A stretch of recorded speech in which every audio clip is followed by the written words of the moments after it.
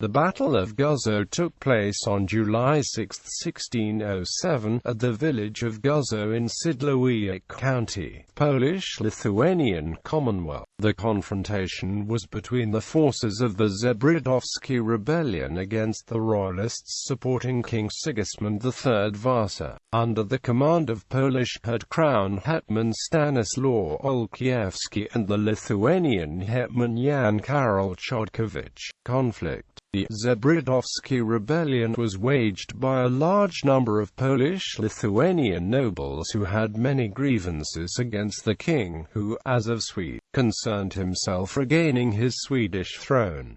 The royal army was originally sent to pacify the rebels. However, a full-scale battle ensued in the village, with 200 casualties, and it ended with the Royalists routing the rebellious factions. The insurgents were commanded in the center by Zebrzydowski, and at the wings by Radziwiłł and Herbert, whilst the royal forces were commanded in the center by the brothers Potocki, and the wings by Żółkiewski and Chodkiewicz. Notwithstanding the superiority of the royal army in respect to numbers, discipline, and the experience of the men and the skill of the leaders, the beginning of the battle was favorable to the insurgents. Radziwiłł broke by a successful attack the wing commanded by Chodkiewicz, and some of his troops penetrated to within a short distance of the royal tent. The king, notwithstanding the advice which was given to him to fly to the other wing, remained in his position, and his firmness contributed much to the gaining of the battle, which the insurgents lost chiefly through the cowardice or treachery of one of their officers called Laszczyk, who, instead of supporting Herbert, himself gave the signal for flight. The insurgents were dispersed, and two of the principal leaders, Herbert and Pankoslavski, taken prisoners and condemned to death, but the sentence was not executed. The insurgents, although defeated, were by no means annihilated.